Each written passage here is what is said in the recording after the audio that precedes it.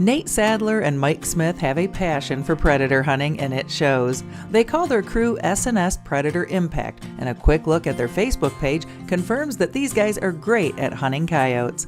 Last week, I met them for a hunt on a farm where my husband and I deer hunt, and I asked them how they got started with this pastime. So it's been about 7 years now. We were just talking about that the other day. So we met through Nate I started hunting coyotes about a year before that, and I was hunting pretty much by myself and learning, struggling.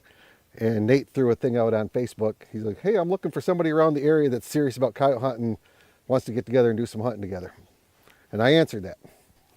How long have you been hunting, Nate? I've been hunting since I was probably 9 years old total. Predator hunting since I was about 13 or 14. Yep. Starting with red fox and coyotes and the old Johnny Stewart collars with the tape player on it. Those were the fun days. Yep. And I started hunting coyotes when I was 50. So I had a bucket list. And I had on the bucket list to build a gun to shoot a coyote, call in and shoot a coyote. Just one. That's all I had on my list. But once I shot the first one, fire kind of got lit.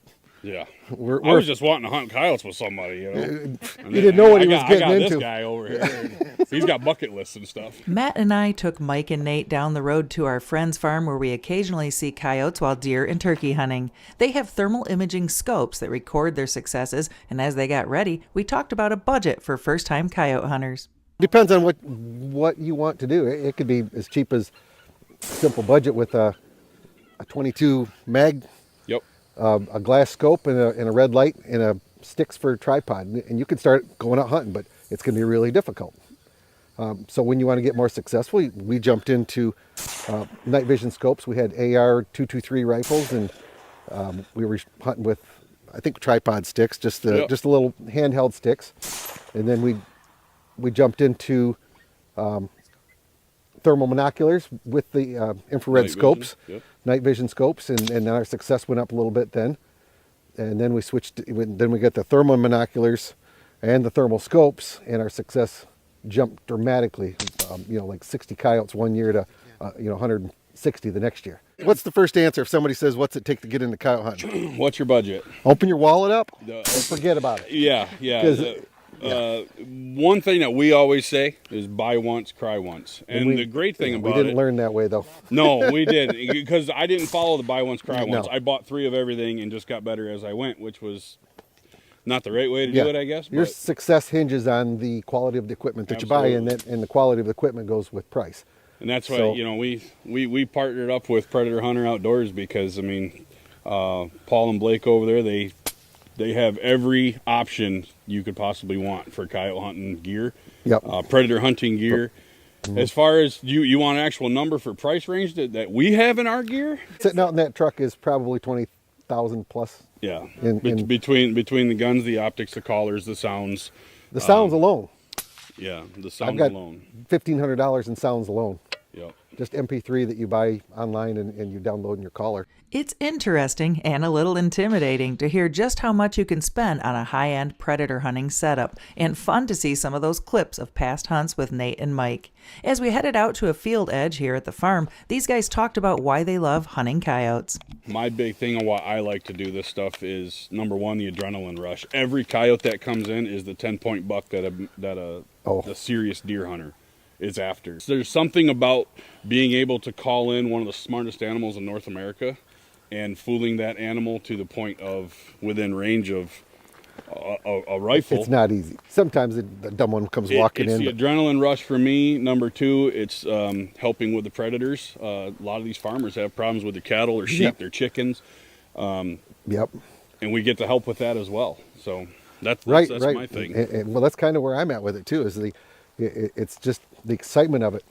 You can get out at night, and you can do this after the kids have gone to bed. You can do it when, instead of sitting around watching TV. The rush, the exercise, for a 50-year-old guy, it was pretty good for me to get up and go out walking every night, getting some exercise.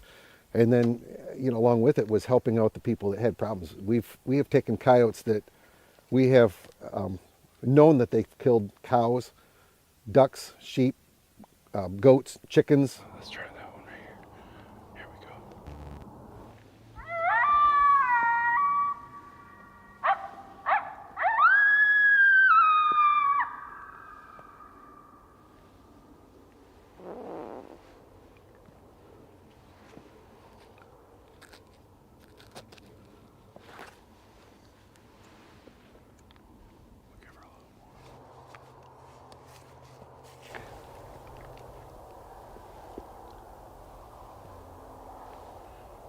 There's one right there. Where are we at? Down there, down the trail. Down the trail. See him? Got it. Come around this side. Come around this side. All right. Safety's off. Okay. I'm on Hold him. on. You on him? I'm on him. You sure? Yep. Okay. Yeah. Yep. I'm gonna stop him. Yep. Stop.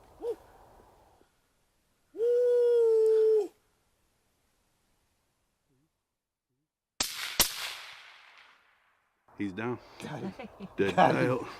Dead coyote. Nice job. Nice call. Yeah. Woo, sweet. That was awesome. You saw it coming? Yeah, that's the area I expect them to come in from. That's where I always see them, back in that creek bottom down there. Perfect. Shout out to MFK Game Calls on that one. That was strictly playing with the territory stuff. We threw a howl out there. Hey, I'm over here. Anybody want to come out? And that coyote never made a sound. Never made a sound the whole time we were out here. So back to the same tip from earlier. Just because you don't hear them does not mean they're not here. Sometimes they just don't want to talk. That's probably a transient male coyote, I'm guessing. You look pretty good size. He looks like a pretty good sized coyote. Yeah. All right. Oh, that's awesome. I know. That's awesome. So we got one down out there. Nate did a great job calling. Thanks, sir. Fox Pro did a great job with the sounds on that one, and MFK. So we tried a couple more things. We tried a little bit of rabbit after that, and nothing came out. So we're going to grab this one. We're going to go to another spot. We're going to put Jenny on the gun, see if she can get a coyote. Oh boy. Male. No male. Called that one, huh? Well, he might not be running through the brush or the dense. It's not a young dog. He's But got. look how healthy he is. Look at the teeth on him. Beautiful canines, nice and clean. Yeah. That's a healthy dog. Yeah, he's a couple-year-old dog. Okay. So with a 243 rifle, you don't see an exit hole in this coyote. Both bullets hit. Both bullets hit. We There's heard no that. exit hole. It's just you have to have the right bullet, The right speed. the right speed, and you don't blow the coyotes up. You can't even tell where this coyote's hit. There's no blood. The small bullet holes will make this coyote hide a lot nicer for a fur collector. We hit the next farm and called for a half hour or so without any action, so we called it a night. There is so much more that goes into planning a successful hunt, and Mike and Nate shared a wealth of knowledge with me tonight. We don't have time to touch on all of it here, but we will spend more time with them down the road, here in Michigan's Out of Doors.